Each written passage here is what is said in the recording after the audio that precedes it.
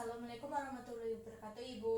Waalaikumsalam, Mbak. Perkenalkan, nama saya Alfiana Oktavia dari Universitas Harapan Bangsa, Prodi D3 Keperawatan. Tujuan saya di sini akan memberikan materi tentang 10 perilaku bersih dan sehat di lingkungan rumah tangga. Sebelumnya, apakah benar ini dengan Ibu Indriasih? Benar, Mbak. Mohon maaf mengganggu waktunya ya, Ibu. Apakah Ibu berkenan untuk mendengarkan saya memberikan materi? Silakan, Mbak. Baik, berikut materi yang akan saya jelaskan kepada Ibu. Ya, terima kasih. 10 perilaku hidup bersih dan sehat di rumah tangga. Apa itu perilaku hidup bersih dan sehat atau sering disingkat dengan PHBS?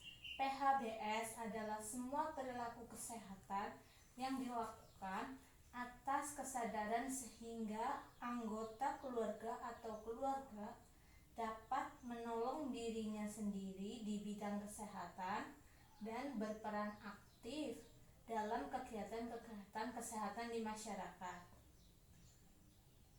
Setiap rumah tangga dianjurkan untuk melaksanakan semua perilaku kesehatan. Apa itu PHBS di rumah tangga?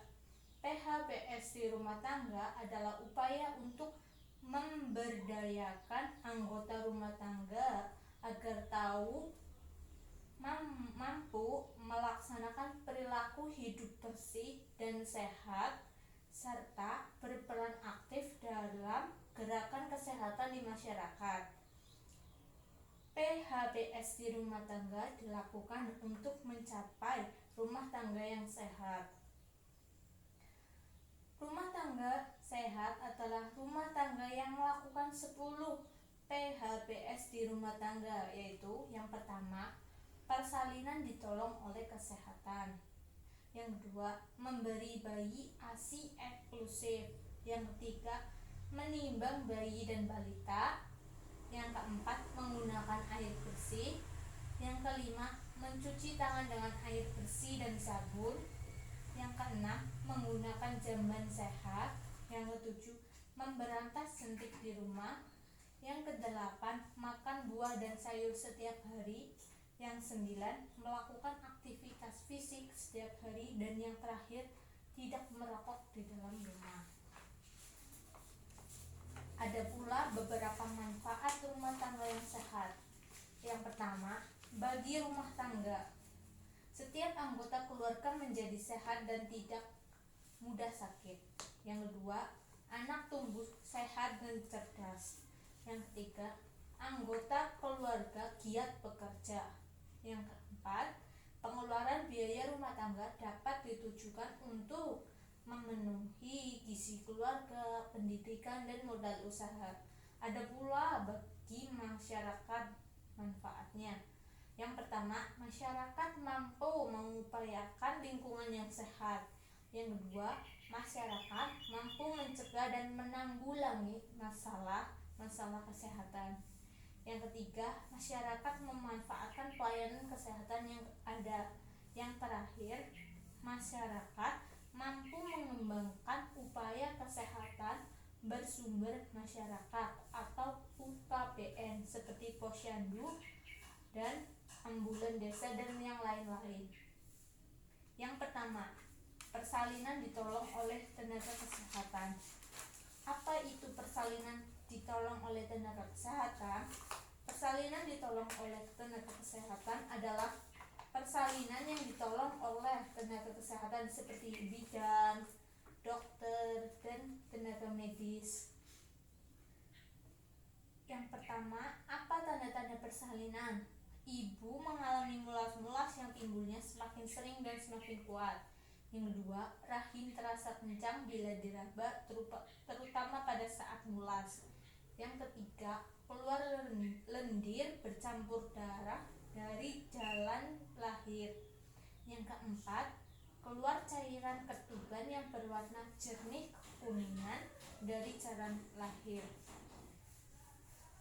Apa tanda-tanda bahaya persalinan? Yang pertama, bayi tidak lahir dalam 12 jam sejak terasa melas. Bayi keluar darah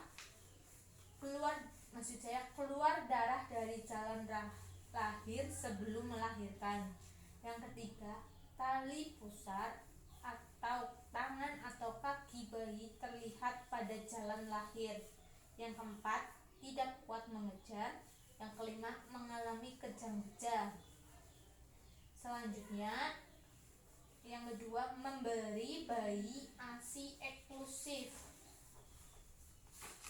Apa itu bayi diberi ASI eksklusif? Adalah bayi yang berusia 0-6 bulan yang hanya diberi ASI tanpa memberikan makanan tambahan atau minuman yang lainnya. Apa itu ASI air susu ibu? ASI adalah makanan alamiah berupa cairan dengan kandungan gizi yang cukup dan sesuai dengan kebutuhan bayi sehingga bayi tumbuh dan berkembang dengan baik. Ada pula beberapa keunggulan ASI. Yang pertama, mengandung zat kekebalan. Yang kedua, melindungi bayi dari alergi. Yang ketiga, aman dan terjamin kebersihannya. Yang keempat, membantu memperbaiki refleks menghisap, menelan, dan pernafasan bayi. Kapan dan bagaimana ASI diberikannya? Sebelum menyusui, ibu harus yakin mampu menyusui bayinya dan mendapatkan dukungan dari keluarga. Yang kedua, bayi segera disusui sesegera mungkin, paling lambat 30 menit setelah melahirkan untuk merangsang agar ASI cepat keluar dan menghentikan pendarahan. Yang ketiga, susui bayi sesering mungkin sampai ASI keluar.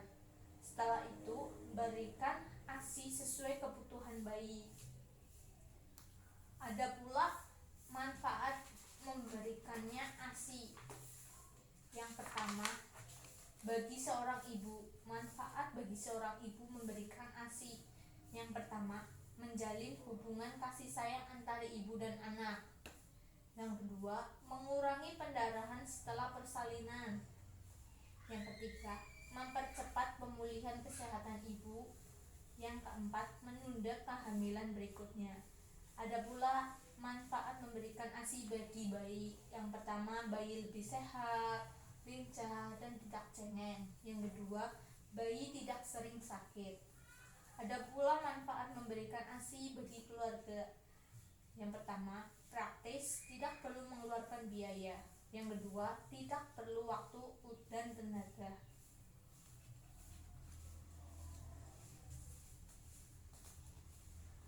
Apa yang perlu diperhatikan untuk membantu keberhasilan pemberian ASI eksklusif?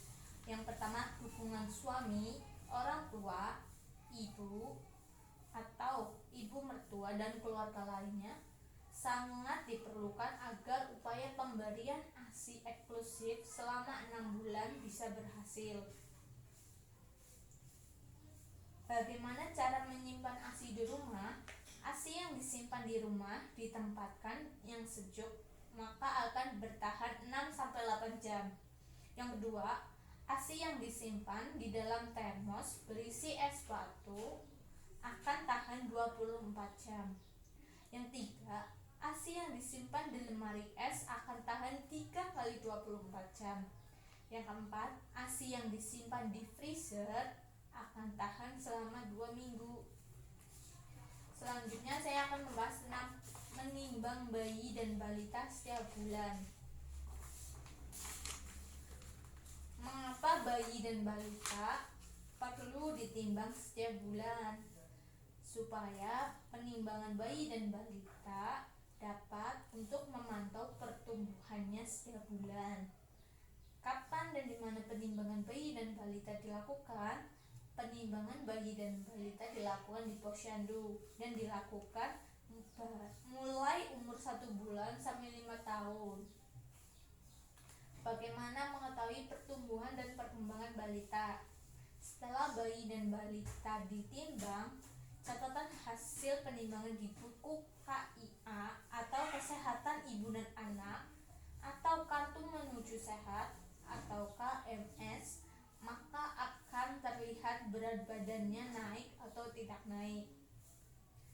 Yang selanjutnya, tidak naik bila pertama, garis pertumbuhannya menurun. Yang kedua, garis pertumbuhannya mendatar. Yang ketiga, garis pertumbuhannya naik tetapi pindah ke pita yang lebih muda. Apa tanda-tanda balita yang kurang gizi? Berat badan tidak naik selama 3 bulan berturut-turut. Yang kedua, mudah sakit. Yang ketiga, tampak lesu dan lemah. Dan yang terakhir, mudah menangis dan rewel.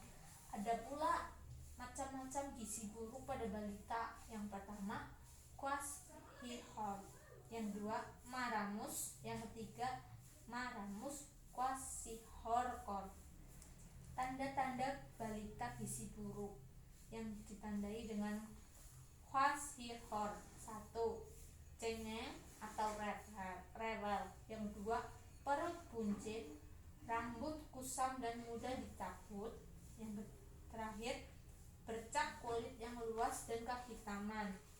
Tanda gizi buruk pada Maramus: tampak sangat kurus, wajah seperti orang tua, cengeng, rewel, otot pantat mengendor, pengeriputan otot lengan dan tungkai. Selanjutnya saya akan memberikan materi tentang menggunakan air bersih. Mengapa kita harus menggunakan air bersih? Air adalah kebutuhan dasar yang dipergunakan sehari-hari untuk minum, masak, mandi, berkumur, membersihkan lantai, mencuci baju, dan mencuci alat-alat dapur, dan sebagainya. Syarat-syarat air bersih itu: air berwarna harus bening, tidak berbau, tidak berkeruh, tidak berasa pahit, dan harus bebas dari pasir, debu, lumpur, sampah, busa, dan kotoran lainnya.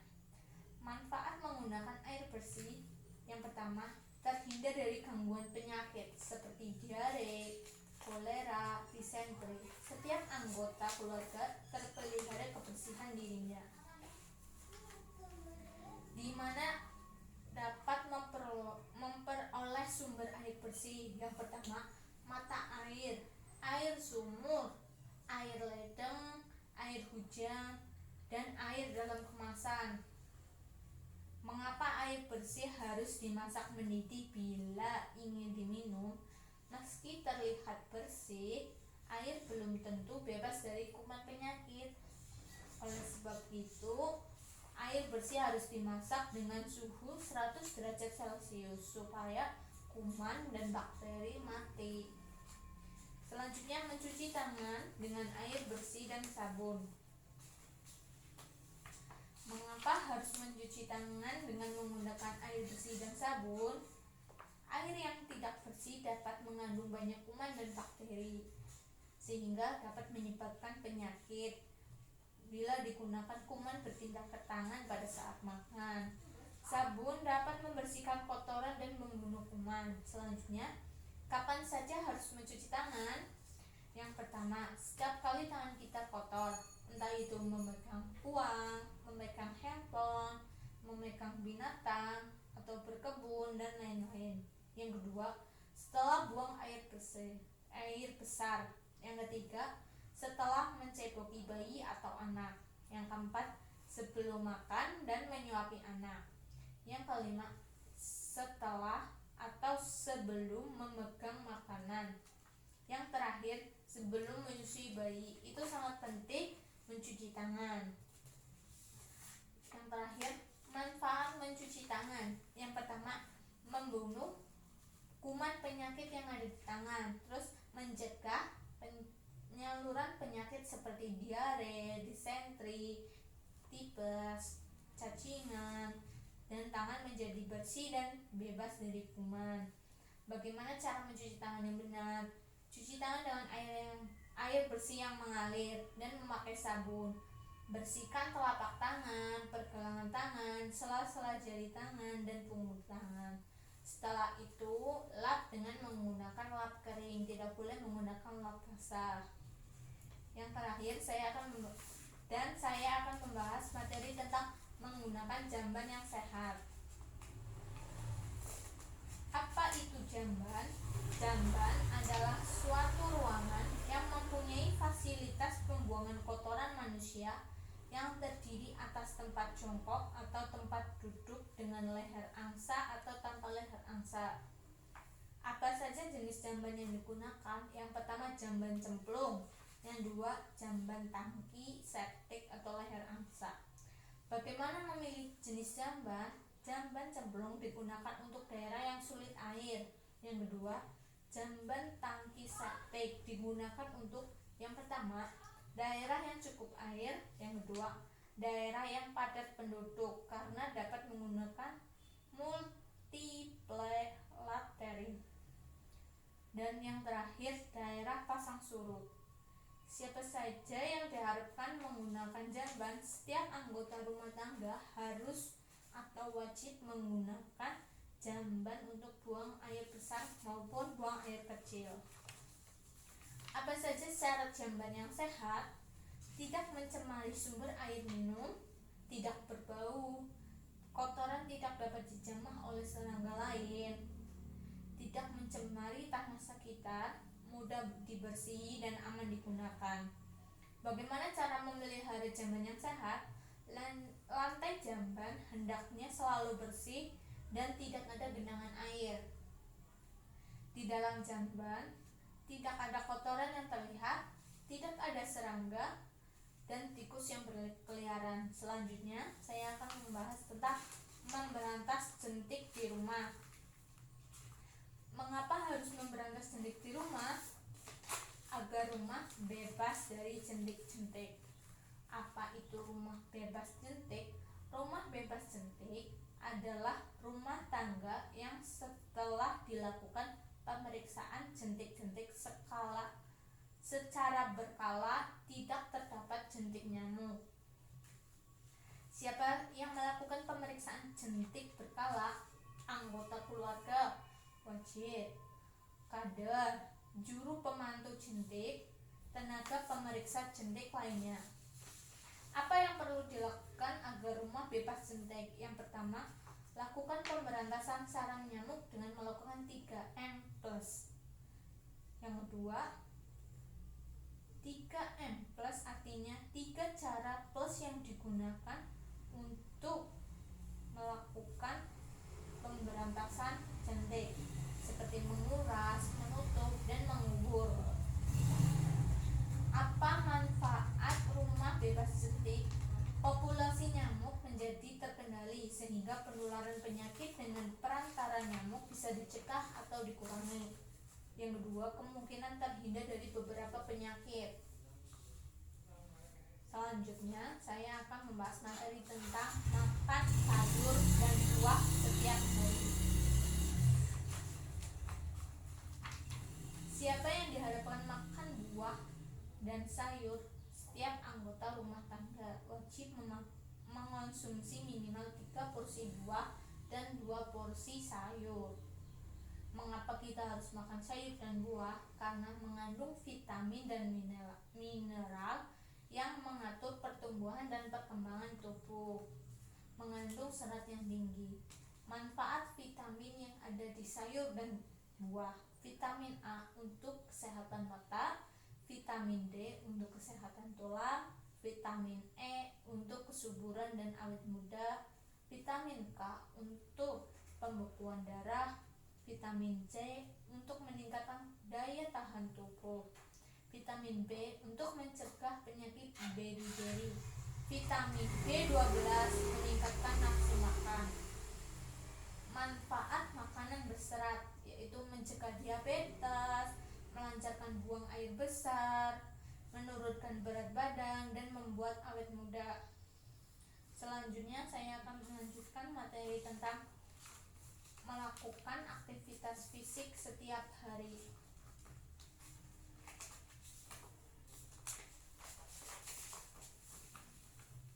Siapa yang diharapkan melakukan aktivitas fisik setiap hari? Yaitu anggota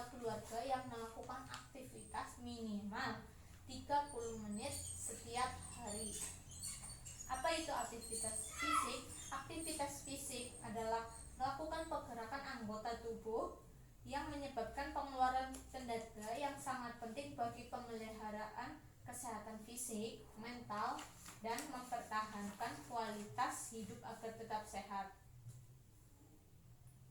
Bagaimana cara melakukan aktivitas yang benar? Lakukan secara bertahap hingga 30 menit. 2. Lakukan aktivitas fisik sebelum makan atau 2 jam sesudah makan. Yang ketiga, awali aktivitas fisik dengan pemanasan dan peregangan. Apa saja keuntungan setelah melakukan aktivitas fisik secara teratur? Yang pertama, terhindar dari beberapa penyakit atau jenis penyakit seperti penyakit jantung, stroke, kanker, tekanan darah tinggi, kencing manis, obesitas. Yang kedua, berat badan terkendali. Yang ketiga, lebih percaya diri. Dan yang terakhir, bentuk tubuh menjadi bagus. Selanjutnya saya akan membahas tentang tidak merokok di dalam rumah.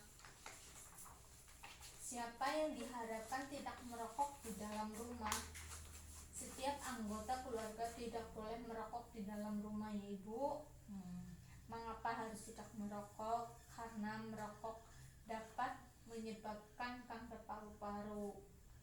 Rokok mengandung nikotin, tar, dan CO atau karbon monoksida. Apa itu perokok aktif dan perokok pasif? Perokok aktif adalah orang yang mengonsumsi rokok secara rutin dengan sekecil apapun walaupun itu cuma 1 batang. Sedangkan perokok aktif adalah seseorang yang bukan perokok tapi menghirup asap rokok dari seseorang yang merokok. Apa bahaya perokok aktif dan perokok pasif? Yang dapat menyebabkan kerontokan rambut, gangguan pada mata seperti katarak, kehilangan pendengaran, menyebabkan penyakit paru-paru kronis, merusak gigi, dan menyebabkan bau mulut yang tidak sedap. Bagaimana cara berhenti merokok? Yang pertama dengan 3 cara. Yang pertama, seketika. Yang kedua, menunda. Yang ketiga, mengurangi. Ada pula beberapa cegah penyakit dengan berhenti perokok, yaitu dengan cara seperti tadi, seketika, yang artinya cara ini upaya yang paling berhasil dengan melakukan tenaga kesehatan. Yang kedua, menunda, dengan menundanya jam atau 2 jam. Misal suami ibu perokok dimulai dari jam 7, maka ditunda 2 jam. Terus yang terakhir, mengurangi yang berartinya dari yang awalnya 24 batang menjadi 10, menjadi 20, seperti dikurangi seperti 24, 20, 10, 15, begitu cara pengurangan, Ibu. Ya, berikut tadi adalah materi yang telah saya berikan kepada Ibu. Sebelumnya, apakah Ibu ada pertanyaan? Ada, Mbak. Ya, silakan. Mengapa kita harus menyusui umur baru lahir sampai 6 bulan? Karena di saat bayi yang berumur 0 sampai 6 bulan itu bersifat rentan, dan bayi itu harus sehat dan harus diberikannya nutrisi yang sangat baik. Dan bila bayi usia 0 sampai 6 bulan diberikan makanan, bayi tersebut tidak bisa mencerna karena perutnya belum bisa mencerna makanan yang keras, sehingga diberikannya ASI. Mungkin sekitar berumur 7 bulan ke atas baru bisa makan. Begitu, Ibu. Terima kasih, Mbak. Saya bertanya lagi, kenapa setiap orang harus mempunyai jamban? Karena tidak mungkin, Ibu, kayak misal setiap rumah tidak punya jamban, itu mereka akan melakukannya di sungai biasanya, dan sungai itu akan tercemar. Sedangkan biasanya sungai itu digunakan untuk perairan kadang, dan dibuatkannya jamban supaya mereka bisa digunakannya di dalam rumah, sehingga menjaga privasi mereka, tidak terlalu terbuka privasi mereka. Seperti itu, Ibu. Ya, terima kasih Mbak. Iya, sebelumnya maaf ya Ibu mengganggu waktunya. Nggak apa-apa Mbak. Terima kasih atas kerjasamanya. Wassalamualaikum warahmatullahi wabarakatuh. Waalaikumsalam Mbak.